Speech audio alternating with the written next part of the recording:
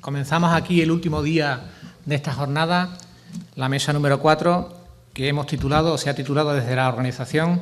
las instituciones sanitarias y asistenciales hispalenses.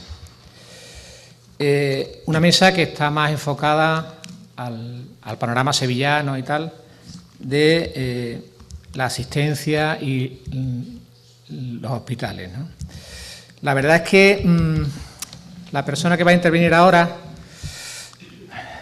con el trabajo, la medicina en la Sevilla rural, el Hospital de la Santa Caridad y Misericordia de Aral, siglo XVII y XVIII, a mí me va a costar trabajo presentarlo porque,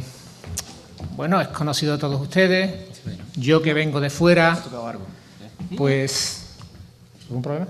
Sí, el ordenador no... Sí. ¿Continuamos? ¿Sí? Sí. Bueno, pues como decía, yo que vengo de fuera y tal, quizás no vaya a aportar mucho porque lo conocéis, ¿no? Lo conocéis en la distancia, la cercanía y tal, ya no solo como el doctor Martín Humanes, sino como José María o como Pepe, ¿no? Pero a mí me hace ilusión leer esto que he preparado, me hace ilusión. Nosotros nos conocemos trabajando conjuntamente desde hace 5, 6, 7 años, ¿no?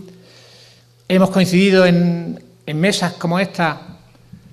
en esta situación, un par de veces o tres. La primera fue en 2011, en 2011 la primera jornada de Aral, donde estábamos cambiados. Yo era el que iba a dar la conferencia y él me presentaba. Y después hubo una situación que lo estábamos recordando ahora, el año pasado, en octubre de 2015, donde se iba a repetir el mismo esquema donde yo lo presentaba, pero al final su exhaustiva agenda predoctoral no le permitió dar una conferencia en Morón, que la tenemos prevista hacerla allí, dentro de un ciclo de conferencias, Arte e Historia en San Miguel. Tenía el texto preparado, pero tuvo que salir pitando para Granada y tal, y no pudo darla. Bueno, hoy, pues yo estoy aquí y os diré lo siguiente. José María Martín Humanes es doctor en Historia Medieval por la Universidad de Sevilla y actualmente es becario postdoctoral del Instituto Masplan de Historia Europea del Derecho, con sede en Frankfurt. Desde hace varios años es miembro del grupo de investigación El Reino de Sevilla en la Baja Edad Media y participa como investigador en numerosos proyectos de ámbito nacional e internacional. Sus líneas de investigación se centran en el estudio de la Andalucía cristiana, del Valle del Guadalquivir y de la frontera granadina del antiguo Reino de Sevilla, con especial atención al estudio de las estructuras de poder y gobierno en el mundo rural. Su tesis doctoral, voy a leer la tesis doctoral, voy a leer el título, que a mí me hace ilusión: Gobernar una villa en la frontera de Granada, Morón de la Frontera, 1469-1531, fue realizada bajo la dirección del catedrático Manuel García Fernández y versa sobre el enclave fronterizo de Morón de la Frontera durante su transición del medievo a la modernidad, en tiempos de los primeros condes de Ureña. En la actualidad, coordina, junto a los doctores Mutín y Mejía, el proyecto, fijaros, Diccionario Histórico de Derecho Canónico en Hispanoamérica y Filipinas, siglos XVI y XVIII. Un proyecto que se sale de su ámbito de investigación, ¿no? Pero él está preparado para eso y para más, ¿no? Como comprobaremos hoy. Yo tengo aquí un listado de sus trabajos, que en el año 2015, pues 2014-2015, han proliferado, pero yo os quería decir que él tiene un artículo, a mí me llamó siempre la atención cuando me pasó el manuscrito, ¿no? Me llamó mucho la atención: Los servicios de información e inteligencia del Consejo de Morón de la Frontera, 1402-1480. Publicaron una revista portuguesa. Después, en Archivo Hispalense, la idea de Aral en el tránsito a la modernidad, o un trabajo súper reciente, calentito, de esta semana, el contrato de obra como fuente de estudio, las carnicerías del Conde Santo en Morón de la Frontera. Y bueno, en la prensa, sabemos que tiene una cosa sobre el padrón de las hierbas allí en Morón. Y bueno, yo quiero decirlo para cerrar y para dejarlo a él ya, que también tenemos trabajando con los dos, colaborando en la edición de las notas históricas de Aral de Patricio Gutiérrez Bravo, ¿no? Efectivamente. Todo tuyo. Muchas gracias, querido Juan Diego, por tu cálida y afectuosa presentación, como siempre. Estimadas autoridades, queridos colegas, compañeros, amigos todos, muy buenos días a todos. Es un placer inmenso saludarles y tener la oportunidad de tratar en este foro un tema tan sugerente como el de la medicina rural y especialmente la que se practicaba durante los siglos XVII y XVIII, aunque hablaré también un poco del XVI, en el antiguo Hospital del Santo Cristo de Aral. Muchas gracias también a las instituciones que han apoyado la organización de este evento y a todo el fantástico equipo humano que lo sustenta, ¿no? Antes de comenzar mi intervención, me gustaría hacer un breve comentario dirigido a manifestar públicamente mi satisfacción por los recientes éxitos cosechados en varios proyectos culturales desarrollados en nuestra localidad y que han tenido por objeto el rescate, la divulgación y difusión de nuestro patrimonio histórico, artístico y documental. Como ciudadanos, creo que debemos agradecer y valorar el esfuerzo que desde nuestras instituciones se viene realizando en las últimas décadas con actividades como, por ejemplo, como esta, ¿no? Apostando e invirtiendo numerosos recursos en una meritoria política cultural que, aún en contextos difíciles como el que nos azota, arroja resultados tremendamente positivos. Especialmente sugerentes me resultan los acuerdos llegados a cabo de colaboración, llevados a cabo entre el Ayuntamiento de Aral y la Hermandad de la Misericordia, a los que observo desde la distancia con especial agrado, ¿no? De hecho, no hubiera sido posible plantear esta comunicación sin poder haber tenido acceso a la documentación digital que se ha trabajado en estos últimos meses. Y, por tanto, no puedo más que felicitar por estas iniciativas que esperemos que corto a medio plazo pues sean el germen de nuevos estudios y permitan a su vez la apertura de otros fondos locales todavía de difícil acceso. Dicho lo cual, procedo con mi intervención, que versará, como decía, sobre la medicina practicada en los hospitales rurales como el del Santo Cristo de Aral, y en la que trataremos aspectos singulares que le fueron propios a esta institución, sobre las bases de sus fuentes de archivo y de algunos materiales todavía hoy inéditos. Sobre hospitales, hospicios, centros asistenciales como este, y muy especialmente sobre los sevillanos, nadie conoce más que el profesor Juan Ignacio Carmona García, que lo tendremos en la última etapa de la mañana de hoy. Un fenómeno apasionante que ha suscitado el interés de una legión de investigadores de campos y disciplinas muy diversas y a cuyo trabajo debemos buena parte de lo que hoy sabemos. Para el caso que nos ocupa, en el caso concreto del Hospital del Santo Cristo de Aral, las aproximaciones más certeras han corrido a cargo a cuenta de Rafael Martín, que durante años ha sido hermano mayor de la Hermandad de la Misericordia y que atesora un arsenal de datos y documentos que esperemos vean pronto la luz. No obstante, creo que queda mucho por hacer y podemos decir, sin temor a equivocarnos, que estamos aún lejos de armar un relato sólido con una visión transversal y de conjunto que perfile con nitidez a esta centenaria institución. Contribuyendo humildemente a este propósito y siguiendo la estela de mis colegas, aprovecho esta magnífica ocasión para plantear algunos apuntes y reflexiones que entiendo pueden ser de interés de cara a un futuro estudio más complejo, certero y riguroso. Considero además que en el marco de estas jornadas aralenses diseñadas en torno a la figura de Muñoz y Peralta no podían faltar las referencias al centro asistencial probablemente más importante de toda la localidad, 5 veces centenario, máxime, como veremos un poco más adelante, está documentada la relación familiar con esta institución, ¿no? Como aparece ahí en pantalla, el itinerario que seguiré durante mi intervención será el siguiente. En primer lugar, trataré los orígenes del Hospital del Santo Cristo en el contexto en el que surge, el argumentario religioso que regía a estas instituciones, las principales fuentes de su estudio y las transformaciones que experimentará a lo largo de los siglos XVI, XVII y XVIII. Ya en un segundo nivel, me detendré En las distintas órdenes hospitalarias que organizaron, que estuvieron al frente del mismo, los modelos de gestión que pusieron en práctica, su organización interna, dependencia institucional dentro de la propia congregación, cometidos cotidianos y algunas también de las incidencias, además muy interesantes, derivadas de su labor al frente de la administración del centro. Y ya en último lugar concluiré realizando un recorrido por los servicios asistenciales que se brindaban en el Hospital del Santo Cristo en época moderna, aunque realmente lo que voy a intentar realizar es una comparativa entre la documentación generada por la Orden de los Obregones con respecto a su cometido asistencial durante los siglos XVI, XVII, incluso también XVIII, y la realidad que después nos encontramos en este tipo de centros hospitalarios, viendo como en muchas ocasiones esos circuitos culturales que viajaban o que teóricamente viajaban desde los grandes centros productores de conocimiento, en los grandes hospitales urbanos de España, en realidad tenían después difícil aplicación en las casas pequeñas, ¿no? en casas pequeñas como la de Aral. Como muchos de ustedes saben, el Hospital del Santo Cristo de Aral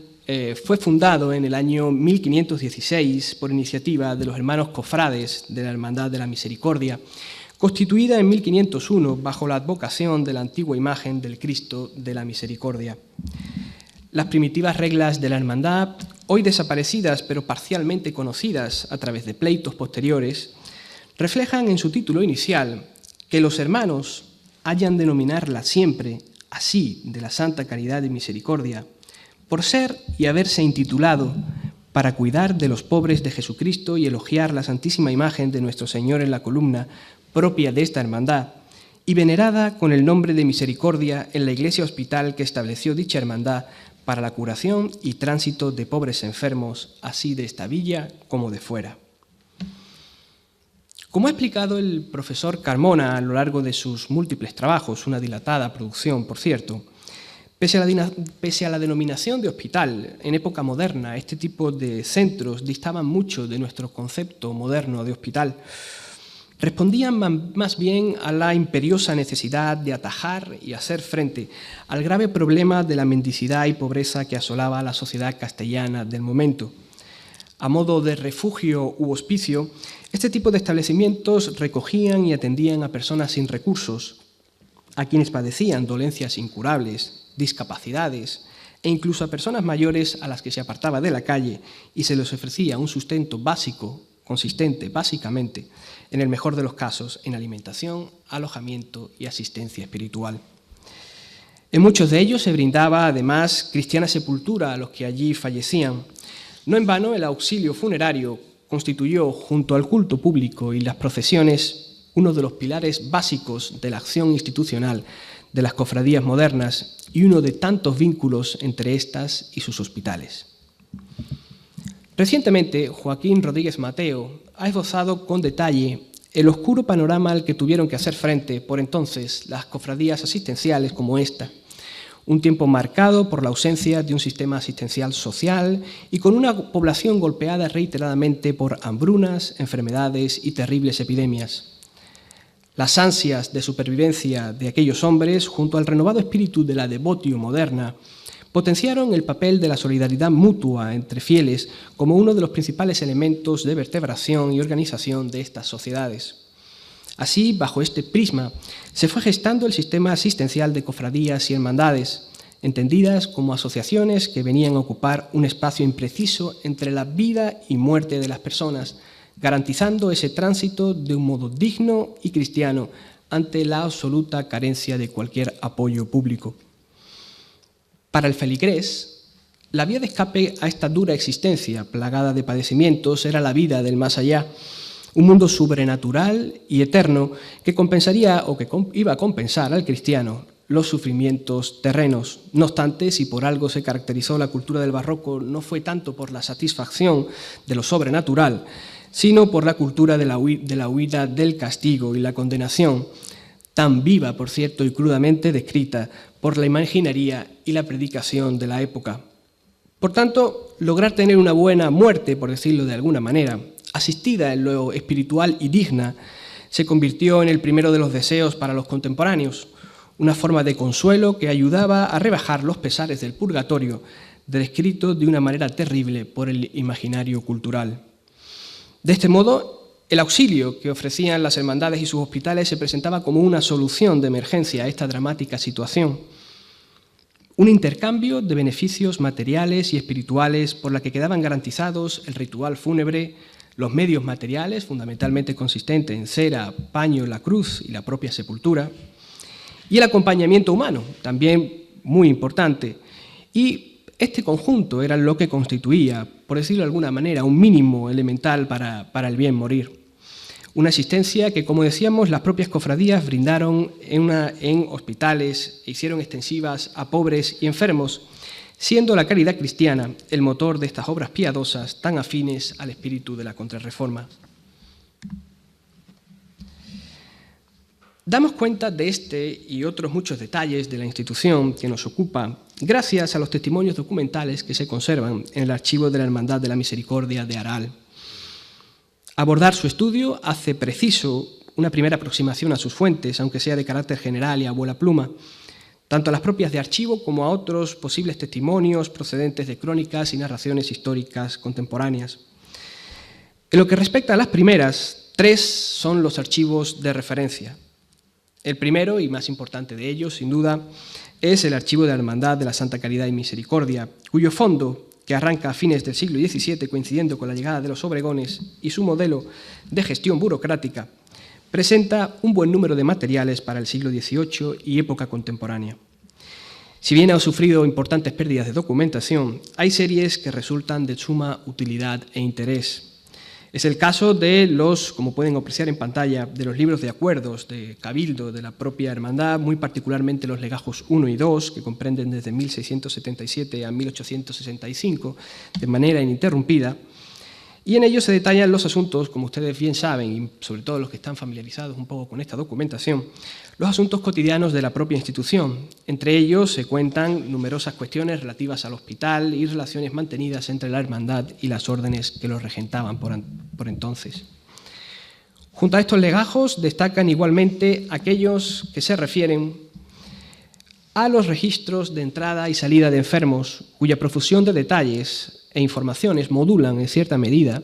las lagunas que sufre la serie, concentrada fundamentalmente en el siglo XVIII. Bastante bien conservados para este periodo se encuentran los libros de contabilidad del hospital. Bajo esta denominación se recogen varios legajos de cifras, conceptos y anotaciones realizadas por los responsables administrativos del centro y que nos permiten conocer los recursos a disposición de la institución y los cometidos a los que se destinaban todo este tipo de recursos de los que se disponían. Junto a las mencionadas, el archivo dispone de documentación contable, donde se advierten sus vías de financiación y los ingresos que permitían costear su día a día y funcionamiento. Muy particularmente destacan aquellos expedientes de censos y tributos que se constituían sobre su amplio catálogo de propiedades, fundamentalmente tierras y casas, que les eran legadas por los hermanos cofrades y algunos vecinos, para posteriormente ser arrendadas o dadas a censo en pública almoneda. Todo ello, como decía, para sustento de la propia institución, de su actividad. El segundo centro documental de referencia es, sin lugar a duda alguna, el Archivo General del Arzobispado de Sevilla, en el que se pueden consultar documentos generados por la propia institución, es decir, por el propio arzobispado, en el ejercicio regular de sus funciones, junto a un buen número de pleitos y traslados de documentos de la propia hermandad e incluso del propio hospital. No obstante, dado que los fondos de este archivo no han sido aún descritos en su totalidad, sobre todo lo que respecta a los siglos XVI y XVII, intuimos que deben existir aún muchos materiales todavía por localizar, mucha documentación inédita. Es una realidad y trabajar con este tipo de documentación es un trabajo arduo, muy complicado, pero sin duda es un buen punto de partida para localizar documentación novedosa, nuevas informaciones fundamentalmente, que enriquezcan y complementan lo hasta ahora conocido. Entre sus piezas más significativas dentro de este Archivo General del Arzobispado podemos citar, por ejemplo, algunas visitas pastorales de inicios del siglo XVIII, los acuerdos que la hermandad suscribió con distintas órdenes para ceder la gestión del propio hospital, algunas causas incoadas de las que daremos cuenta en los próximos minutos contra los hermanos del hábito de San Pablo por desobediencias a las directivas del propio arzobispado de Sevilla, o los pleitos mantenidos entre la Hermandad de la Misericordia y los obregones por supuestas irregularidades en la administración de los bienes del hospital. Como estos, como intuirán, otros muchos. Cerrando el capítulo de archivos, y ya de una manera un poco quizás minoritaria, entre los centros documentales más significativos podemos mencionar también el Archivo Municipal de Araal y el Archivo de Notarías de Marchena, que es el centro documental que aúna, por decirlo de alguna manera, todos los archivos judiciales de esta demarcación, parte de la demarcación de las localidades adscritas a la campiña sevillana. Los documentos notariales de Araal se encuentran en este archivo y están siendo progresivamente también objeto de digitalización por parte del ayuntamiento, cosa que, por otra parte, nos alegra, ¿no? También. En el primero de ellos, como decíamos, en el Archivo Municipal de Araal, sabemos de la existencia de expedientes de bienes del propio hospital dentro de la sección Beneficencia y Asistencia Social, con una cronología que abarca desde los siglos XVII hasta el siglo XX, y en lo que respecta a la Notaría de Marchena, en su sede, hemos de decir que radicada en Marchena y que hoy día, ahora mismo, si Juan Diego no me dice lo contrario, creo que ahora mismo no se puede acceder, no es accesible, efectivamente. En ella se custodian los fondos del Notarías aralense, cuyos legajos ya comienzan a inicios del siglo XVII. Aunque de forma intermitente, pues existen importantes lagunas en esta serie, las piezas presentan un considerable número de escrituras relativas a propiedades del propio Hospital del Santo Cristo.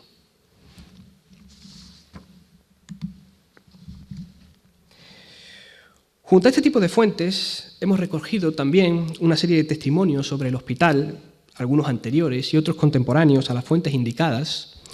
que aportan una visión de la institución muy interesante porque nos ayudan a comprender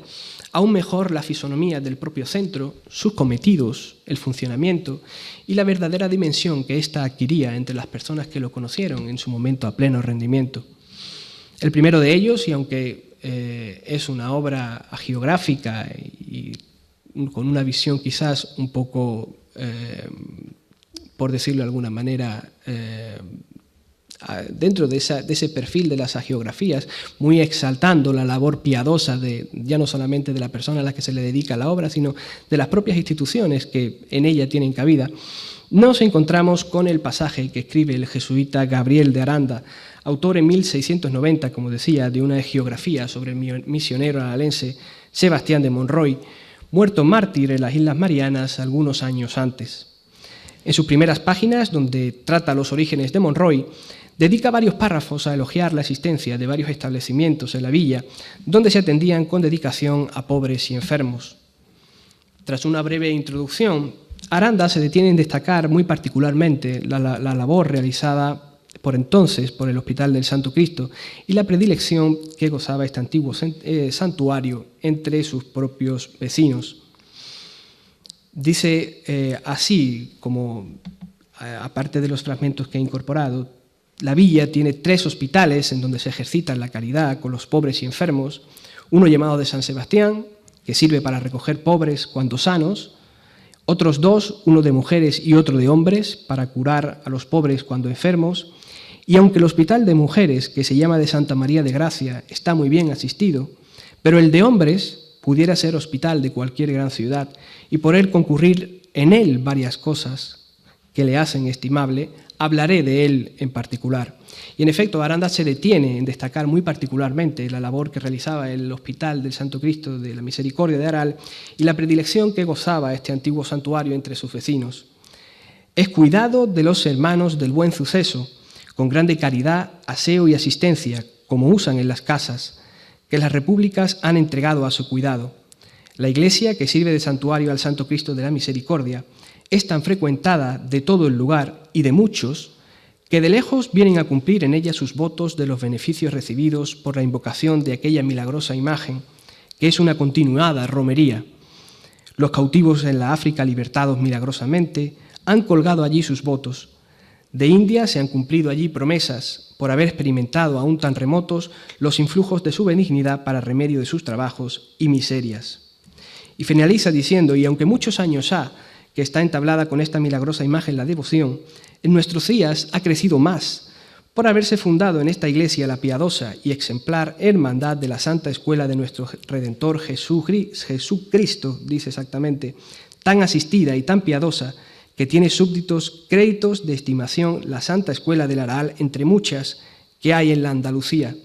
Mueve el fervor de los ejercicios la grande devoción que causa la santa imagen del Cristo de nuestro bien atado a la columna, y así son grandes las penitencias que allí se ejercitan, y el porte de los hermanos es tan ajustado que sirve de poderoso ejemplo a todos los del lugar.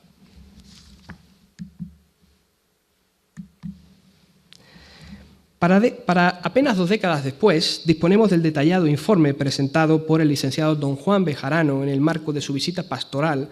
llevada a cabo en el año de 1708. En sus alusiones a la hospitalidad local, dice exactamente lo siguiente: hay 3 hospitales,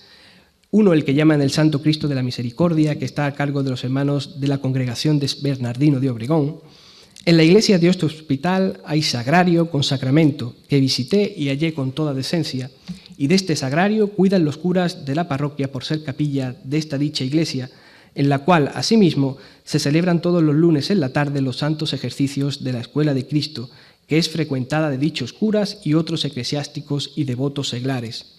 Visité la enfermería de este hospital, que es para enfermos de calenturas, y tiene 14 camas, muy bien compuestas, y me han informado que los dichos hermanos, que son 6, asisten con gran caridad, puntualidad y regalo a los enfermos, distribuyendo en estos las rentas y limosnas de dicho hospital. Ya en la década de 1730 acudimos al testamento de una figura que para mí es verdaderamente cercana, que es la de Juan Leonardo Malo Manrique, un indiano benefactor de la actual iglesia del Santo Cristo de la Misericordia, para observar ya desde un prisma personal y muy cercano a la realidad cotidiana del momento, una perspectiva muy, por decirlo de alguna manera, muy vecinal de una persona que ha estado en contacto con la institución, conocedora perfectamente de sus bondades, pero también de sus deficiencias. En ella advierte la necesidad de ampliar las dependencias del hospital ante la afluencia desatada de enfermos.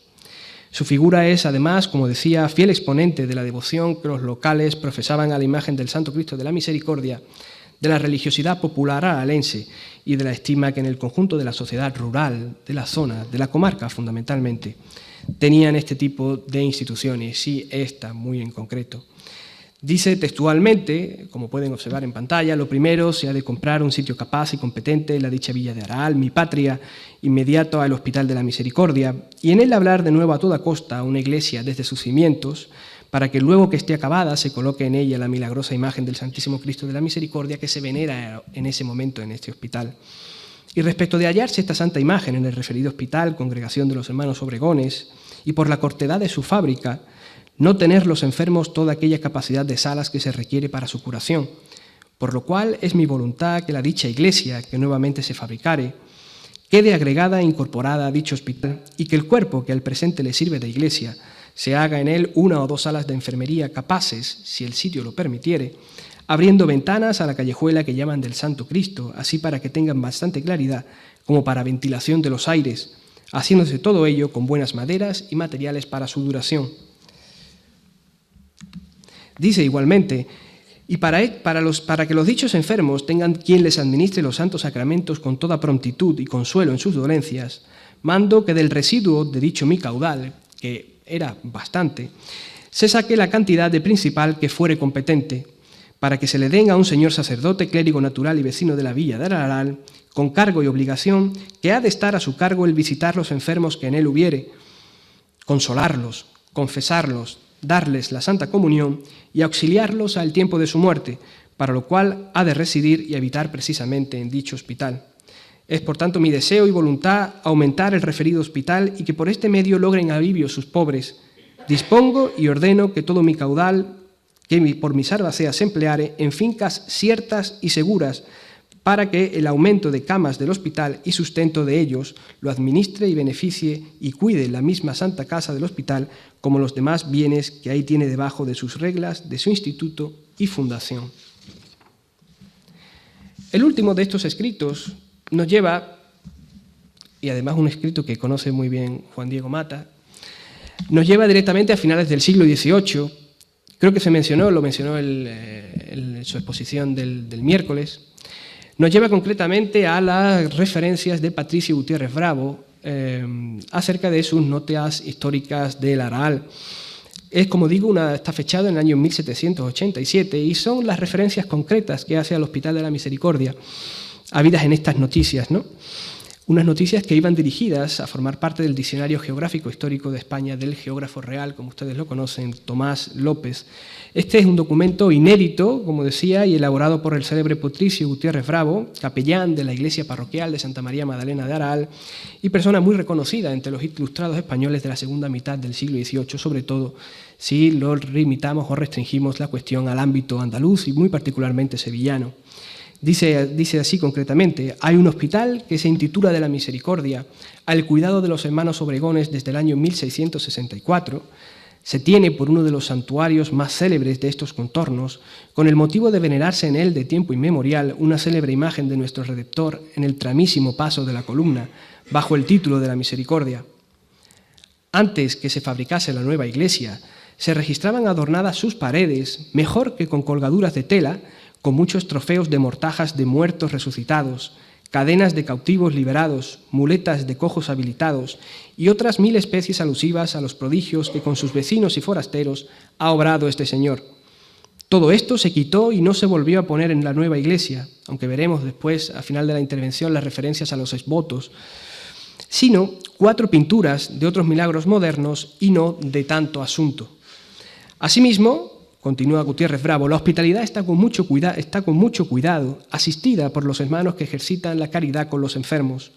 No hay número determinado de camas para esto, pero por lo regular son 10 las ocupadas y en años como el presente ha habido hasta 17 y no se ponen más, así por lo pequeño de la enfermería como por el poco caudal que tiene la casa.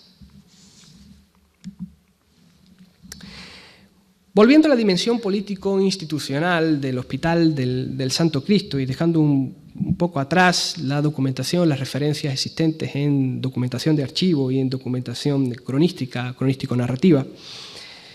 hemos de decir que su devenir en época moderna nos permite trazar varias fases o etapas de acuerdo a los distintos modelos de gestión que adoptó a lo largo de este periodo. En primer lugar, desde sus inicios hasta la década de 1630, la gestión del mismo corrió a cargo de la propia Hermandad de la Misericordia y su función principal fue la de dar sepultura a sus propios cofrades y a los pobres del lugar. Este cometido fue desempeñado por santeros o ermitaños contratados a sueldo por la propia Hermandad, a quienes correspondía además el mantenimiento de la primitiva ermita. Son muy escasas las fuentes documentales conocidas sobre este periodo, si bien entre ellas destaca la causa planteada por Gonzalo de Saavedra contra la Cofradía de la Misericordia en el año de 1604, en la cual el litigante, como hospitalero de la ermita entre los años 1600 y 1603, declara ser responsable de su mantenimiento y del enterramiento de los pobres enfermos, cobrando al mes 6 reales más otros 2,5 por la apertura de cada sepultura. Ya a partir de la segunda mitad del siglo XVII, el Hospital del Santo Cristo se convertiría en un centro asistencial concertado, o lo que es lo mismo, un hospital cedido a una tercera entidad, en este caso las distintas órdenes hospitalarias, para que fueran estas quienes gestionaran directamente y en exclusiva su administración o el propio centro, ¿no? Las causas que movían este tipo de conciertos eran bastante obvias. Por un lado, el notable incremento del número de personas que acudían a estos centros buscando auxilio como consecuencia de las constantes crisis epidemiológicas y de subsistencia vividas durante el siglo XVII,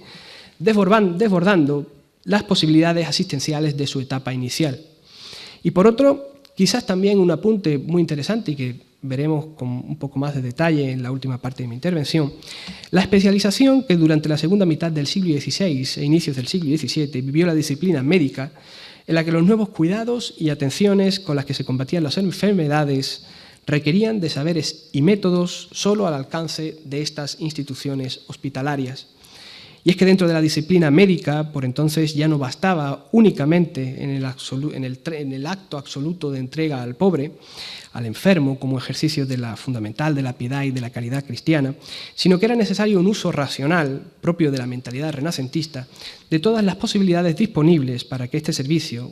entre comillas, fuera lo más completo posible. Pese a la falta de documentación para este periodo, conocemos con detalle los acuerdos que durante el siglo XVII la hermandad alcanzó con dos órdenes hospitalarias. El primero de ellos, rubricado durante la primera mitad del siglo, se tradujo en la llegada de los hermanos ermitaños del hábito de San Pablo, quienes estuvieron aproximadamente durante varias décadas al frente del hospital, concretamente desde el año 1639 al año 1661, una estancia, aunque hemos dicho varias décadas, pero es relativamente corta, ¿no? Los términos del acuerdo, sellado en julio de 1639, establecían los derechos y deberes a los que se obligaban ambas instituciones a futuro. Sin embargo, las cláusulas fijadas por la hermandad pronto se demostraron incapaces de garantizar la buena convivencia entre cofrades y hospitalarios, una convivencia no siempre pacífica, al contrario, me atrevería a decir siempre conflictiva, limitando en demasía la autonomía del centro y su propio sostenimiento económico. Quizás en esta segunda cuestión esté verdaderamente la clave. De hecho, son continuas las referencias a disputas y amenazas de expulsión de la propia congregación, dada la negativa por parte del hermano mayor de la misma, de estos hospitaleros, a aceptar injerencias externas en su gestión. En ocasiones hubo incluso que acudir a las autoridades eclesiásticas para mediar entre partes. Fue el caso del proceso seguido en el año 1646 contra el hermano Miguel de la Cruz por desobediencia al arzobispado, ante su negativa a cerrar la ermita mayor a la hora ordenada, o el de las acusaciones realizadas al entonces hermano mayor Domingo de San Juan por no cumplir con sus funciones de hospitalero, pues el dicho hermano Domingo, que ahora está en la hospitalidad del Santo Cristo de la Misericordia, es un hombre de mala condición y que no quiere recibir a los pobres enfermos que van y acuden a dicha hospitalidad. Este último proceso, fechado a finales de la década de 1650 e inicios de 1660,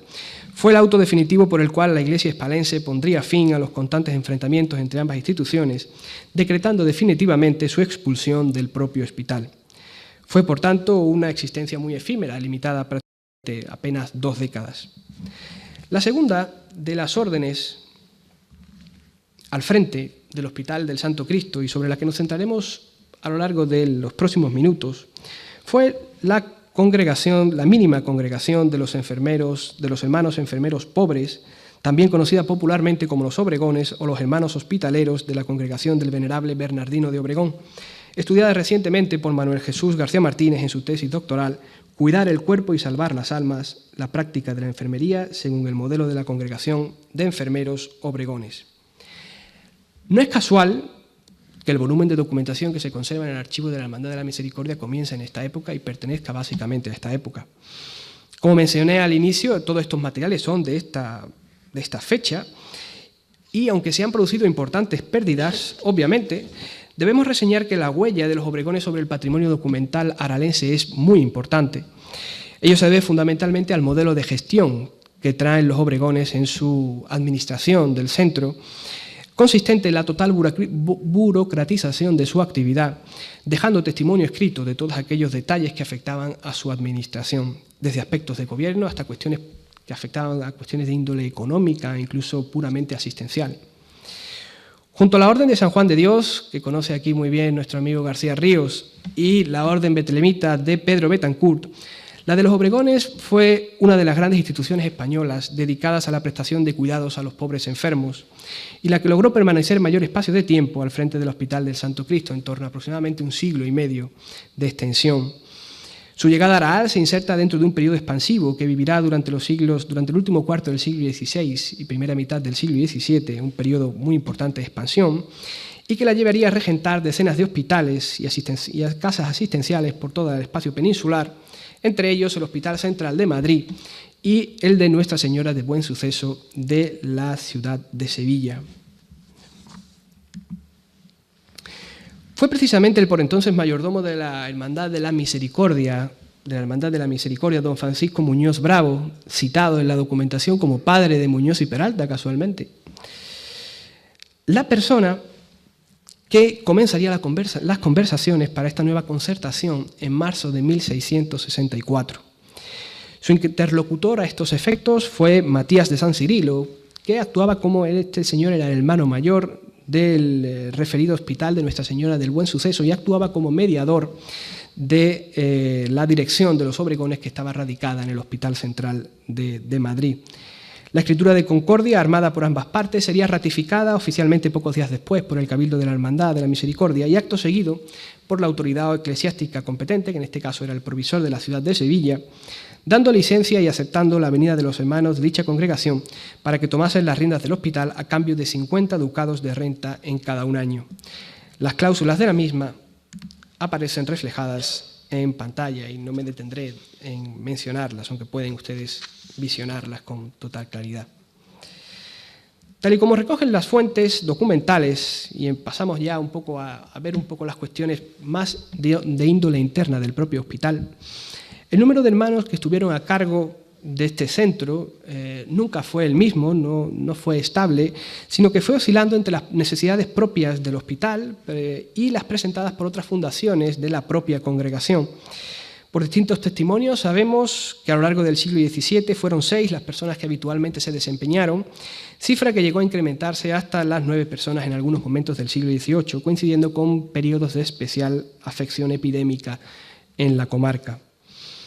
Cada una de estas casas menores de los Obregones tenían su propia estructura interna y su organización venía definida con claridad en las reglas fundacionales de la congregación publicadas en el año 1634. En ellas, entre otras muchas cuestiones que abordaremos a continuación, se detallaban cada uno de los cargos y atribuciones de su personal asistente, así como del resto de profesionales auxiliares que se desempeñaban también en el centro. En lo que respecta a su organigrama de mando, la primera autoridad del hospital era el hermano mayor de la casa, encargado de hacer constar por escrito todos los asuntos relativos a la gestión administrativa del centro, designar al enfermero mayor, nombrar al resto de hermanos enfermeros y revisar el cumplimiento de sus obligaciones, dando cuenta de las carencias e incidencias detectadas. Además, era responsable del control y mantenimiento de todo el menaje y de todos los demás utensilios que se empleaban en las distintas salas del hospital, dejando constancia mediante inventarios y recibos que posteriormente se ponían a disposición de los visitadores eclesiásticos. Por su parte, el enfermero mayor asumía todos los aspectos relativos a los cuidados de los enfermeros ingresados, contando para ello con el apoyo del resto de enfermeros. Estos, a su vez, tenían asignadas varias funciones, entre las que se incluía el cambio diario de los ropajes, la limpieza de las instalaciones. Siempre se insiste mucho en las cuestiones de la higiene, sobre todo a partir de la llegada de los Obregones, porque es una de sus buques insignias, por decirlo, de su metodología asistencial. Como decía, entre las que se incluía el cambio de los ropajes, la limpieza de las instalaciones y la atención de las curas de los pacientes, para lo cual disponían de un protocolo asistencial que pone de manifiesto lo avanzado de su método. Y es que el enfermero Obregón portaba siempre consigo una libreta donde iba anotando las dolencias que presentaban los enfermos, las distintas ingestas que se realizaba el paciente, los alimentos suministrados, los tratamientos administrados, reflejando por escrito su evolución y tratando con ello de adoptar las decisiones y medidas más oportunas y efectivas en cada caso. Como parte de la supervisión del centro, durante las noches, y esto aparece reflejado, esto es un fragmento concreto que aparece reflejado en las propias reglas de estos hermanos Obregones, el hermano y el enfermero mayor tenían la obligación de realizar rondas por la sala de las camas, recogiendo por escrito las posibles incidencias para así comunicarlas al enfermero de guardia. Una función de especial importancia, pues como veremos a continuación, la atención al enfermo en sus últimos momentos de vida, la ayuda al bien morir y la administración de los santos sacramentos, estuvo siempre presente entre los básicos cometidos de este tipo de instituciones. Junto al personal de la congregación solían existir también profesionales auxiliares que trabajaban también desempeñándose en el propio hospital a sueldo, casos como por ejemplo, se ha citado ayer la doctora Sarrión, casos del cirujano, el barbero, sangrador, boticario, incluso algunos cargos un poco más auxiliares como podían ser la lavandera y el cocinero, al que se incorporaría durante el siglo XVIII el propio del médico, aunque son cargos que no se mantienen de manera constante, sino que aparecen en la documentación de manera eventual. Gracias a los jugosos testimonios hallados en los pleitos antes mencionados, conocemos con detalle cuáles eran incluso los horarios de atención del propio hospital desde la primera mitad del siglo XVII, cuando se hicieron cargo del mismo los hermanos del hábito de San Pablo. Por entonces su horario como es lógico por otra parte, corría parejo a la apertura de la capilla del Santo Cristo de la Misericordia, que en época de verano e invierno giraba entre las zonas canónicas de maitines y laudes, que esto viene a ser entre las 4 o 6 de la mañana aproximadamente, ese arco, facilitando de ese modo que campesinos y jornaleros asistieran a los oficios antes de marchar al campo a faenar. Muy interesantes resultan también los datos de evolución salarial de los empleados del hospital, destacando sobre los demás la evolución o el elevado concepto del salario del llamado capataz de viña, que era la persona que regentaba fundamentalmente la administración de todas las propiedades del propio hospital, y resulta verdaderamente interesante ver cómo son de reducidos los gastos en conceptos de boticas, la preparación de ungüentos y otro tipo de sustancias que se le aplicaban normalmente de índole natural, obviamente, que se le aplicaban a los pacientes. Como decíamos, la actividad que este centro se desempeñó fue, sin lugar a dudas, la fundamental actividad que este centro desempeñó fue la de ofrecer cobijo a los necesitados. Esta afirmación se deduce de las gráficas de gastos que generaban los productos de primera necesidad consumidos en el hospital durante la primera mitad del siglo XVIII. El llamado sustento de pobres y hermanos ostenta, como pueden ver en la gráfica, el primer lugar en cuanto a gastos asumidos por el hospital, llegando en ocasiones en cantidades medias de en torno a los 600 reales mensuales, fundamentalmente durante la primera mitad del siglo XVIII. Productos como el pescado, el tocino, incluso la carne, como ya pueden imaginar, dado su elevado precio, apenas sí formaban parte de la dieta que se ofrecía dentro de este centro. Y sí es muy interesante anotar o reseñar el dato relativo a los gastos en concepto de trigo y cebada, que aparecen reflejados realmente bajos. Y este valor tan reducido, por decirlo de alguna manera, respondería a la procedencia de limosnas y tributos que la propia hermandad recibía en especie y que se destinaban fundamentalmente para el propio hospital. En este otro gráfico se observa, aunque aparece ahí quizás organizado por meses, se puede observar la evolución de ingresos en el hospital durante la segunda mitad del siglo XVIII, que estuvo oscilando entre los 53 ingresos de 1756 y los 164 del año 1769, así como el número de fallecidos por año, que fue relativamente escaso. La gráfica marca igualmente dos apuntes interesantes. Por un lado, los valores correspondientes al año de 1769, producto de epidemias, que aunque no fueron muy numerosas en este periodo, sí tuvieron especial incidencia. Este repunte, que se venía padeciendo desde los años anteriores, coincidió con serios problemas operativos en el propio hospital y, tal y como dice la documentación, debido a la mala administración de los hermanos mayores de dicho hospital, perteneciente a la Orden de los Obregones, que se encuentra en crecida deuda, con notable falta de asistencia a los enfermos, las camas se hallan sin la ropa necesaria y cada semana se aumenta el descuido. Otro momento de especial inflexión en cuanto al aumento de enfermos fue el que se corresponde con el año de 1785, cuyo número de ingresos ascendió a 140 como consecuencia de fuertes lluvias, riadas e inundaciones. Las actas de cabildo de la propia hermandad dan cuenta de esta circunstancia, pues el vecindario, tal y como dice, y pongo comillas, el vecindario estaba experimentando importantes necesidades por las continuas lluvias y tratándose de la celebridad del Jueves Santo, en que acostumbra esta hermandad sacar procesión del Santísimo Cristo, debido a las continuadas lluvias que está experimentando el vecindario y lo intratable que están las calles de este pueblo, es imposible sacar la procesión. Los atendidos en el Hospital del Santo Cristo procedían tanto de la villa de Araal, en torno a un 45%, como de otros lugares de la comarca y localidades vecinas, en un porcentaje, como vemos, muy superior incluso a los propios locales. Muchos, y es un dato verdaderamente interesante y curioso, procedían de la lejana región del Algarve portugués, pues los lusitanos solían emigrar a estas tierras respondiendo a las llamadas de las demandas de mano de obra que el sector agrícola requería en temporadas de mayor actividad. Para concluir mi intervención, trazaré un breve recorrido por las transformaciones que en materia asistencial tuvieron lugar en el Hospital del Santo Cristo de Araal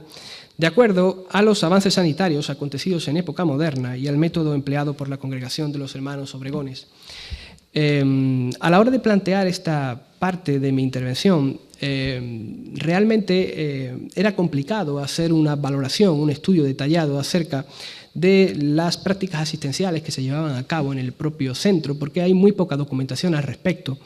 Sin embargo, lo que he intentado hacer ha sido hacer una comparativa entre, por un lado, la documentación que aparece propia de la Congregación de los Obregones, emitida desde centros culturales importantes, urbanos, centros generadores de conocimiento. A los obregones se les considera que, además de la labor hospitalaria, ellos se dedican a la propia investigación, porque establecen una serie de pautas para ver la efectividad de sus propios tratamientos, toman decisiones, alteran esos procedimientos para ver la efectividad de los mismos. Entonces he tratado de hacer una comparativa entre esa realidad que aparece en muchos casos en esos manuales de atención asistencial al enfermo, publicados a lo largo de los siglos XVII y XVIII en España, XVI y XVII en España, con algunos de los casos que me he encontrado en documentación fundamentalmente judicial en el Archivo General del Arzobispado de Sevilla, relativa a supuestos casos o supuestas incidencias fruto de su mala praxis en la gestión del propio centro, ¿no? Como decía, más allá de la escena, y esto es una cosa que aparece de manera muy interesante en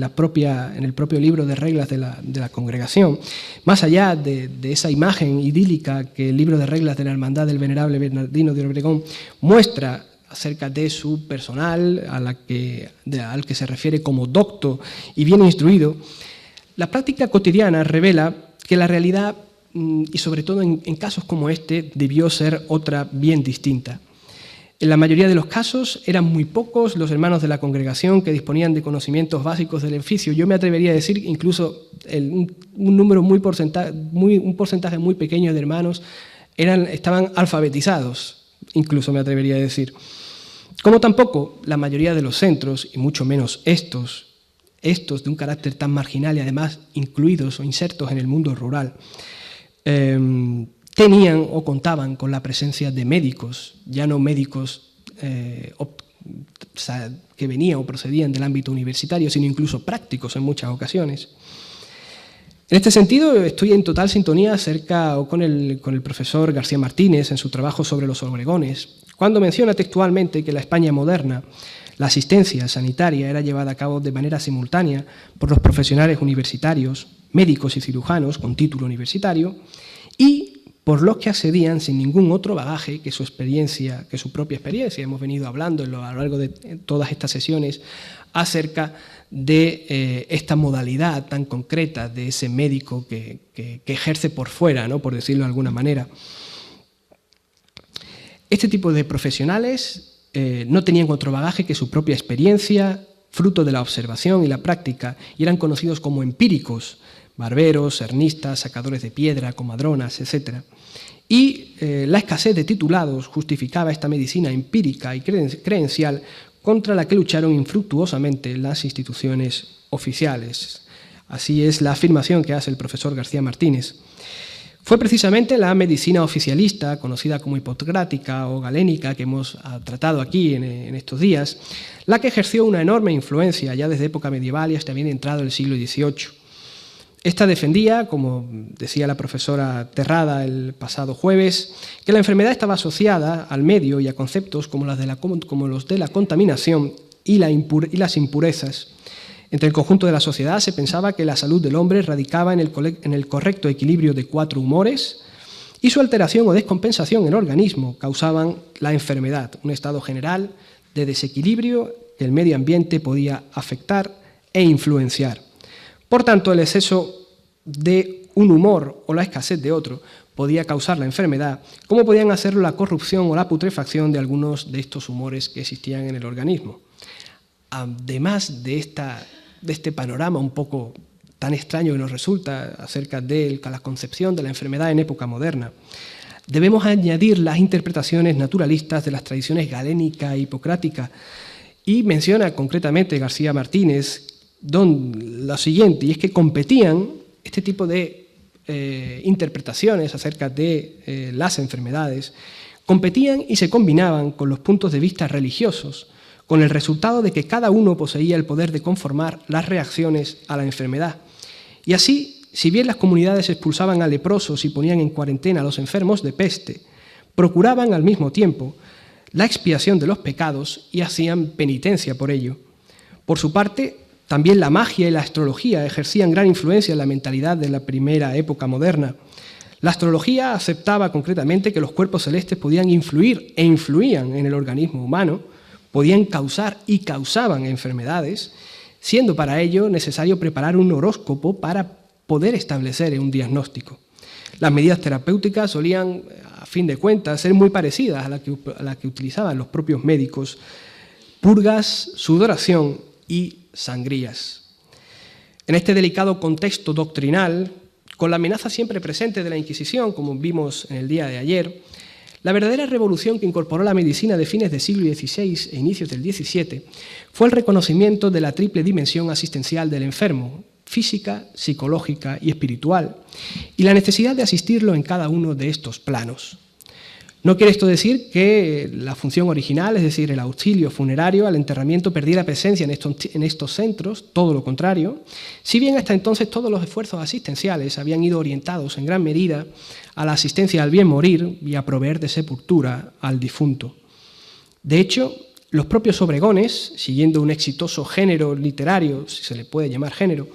llegaron a elaborar e imprimir en 1617 un manual propio para consumo interno de su propio personal, donde se daban las claves doctrinales y se describía el procedimiento a seguir para preparar psicológica, pero sobre todo espiritualmente, al paciente que se encontraba literalmente en capítulo de muerte. La obra, denominada Tratado de lo que se ha de hacer con los que están en el artículo de muerte, sacado de diversos libros espirituales, sin ser una novedad bibliográfica de su tiempo, ni muchísimo menos. Este tipo de documentación aparece ya en época bajo medieval, y además con bastante seguimiento, sí representó un punto de partida y de referencia en la producción de una orden que, al igual que la medicina de su tiempo, fue evolucionando y adaptando su concepto de asistencialidad. La filosofía que subyace en las enseñanzas recogidas en la obra se fundamenta en el principio de la buena muerte, es decir, con el deseo de que el enfermo afrontara el tránsito hacia el más allá en un estado de confianza, calma y paz interior que hiciera más llevadero estos momentos de dolor e incertidumbre. Con este propósito se diseñó un protocolo de actuación sobre los modelos culturales y éticos del momento, consistente en la interacción enfermero-enfermo a través del diálogo, tratando de establecer una comunicación continua y fluida en función del estado de conciencia y fortaleza del ánimo del enfermo. Para ello, el momento clave era la detección de las señales de muerte inminente. De hecho, las páginas iniciales de este tratado están dedicadas a exponer la sintomatología que generalmente solían presentar los enfermos graves en los que se preveía un desenlace de muerte inminente. Tras su detención, el enfermero comenzaba una serie de pláticas, diálogos, oraciones y gestos para animarle y predisponer el ánimo del enfermo, para confesarle y pedir la extrema unción, previa protestación de fe. Las lecturas recomendadas por entonces eran básicamente distintos pasajes bíblicos, además aparecen todas citadas en el propio texto,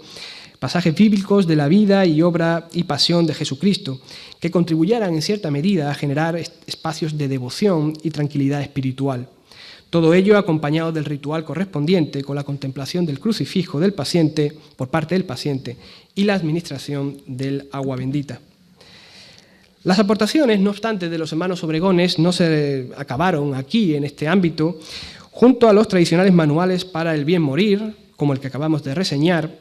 uno de sus trabajos más importantes fue la redacción y publicación de un innovador manual de enfermería que representó una de las aportaciones más destacadas de su tiempo.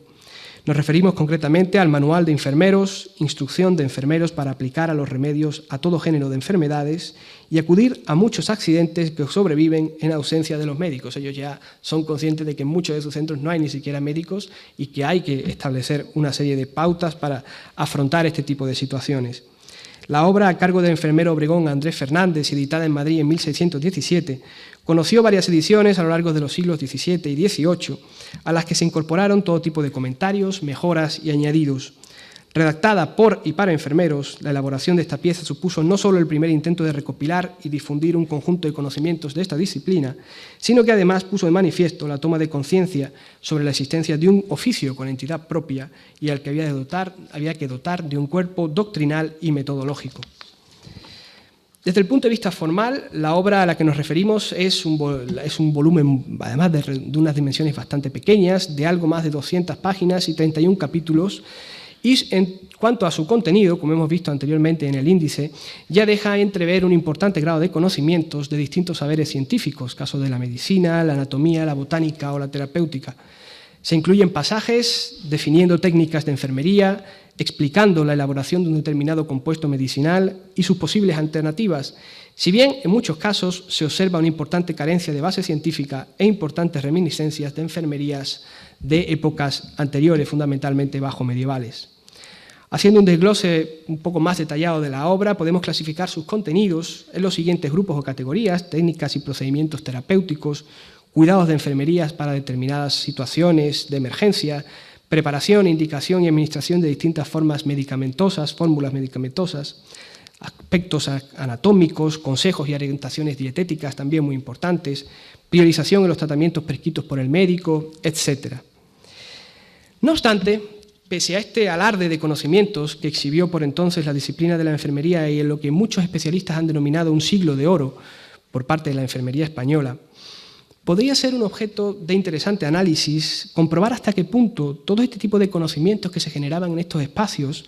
y que brindaban estas obras elaboradas fruto de la experimentación en los principales centros o principales hospitales de las grandes ciudades españolas, llegaron a circular en sus casas menores y, lo más importante, si llegaron a incidir realmente en los usos y maneras de sus propios hermanos hospitaleros, como los habidos en el Hospital del Santo Cristo.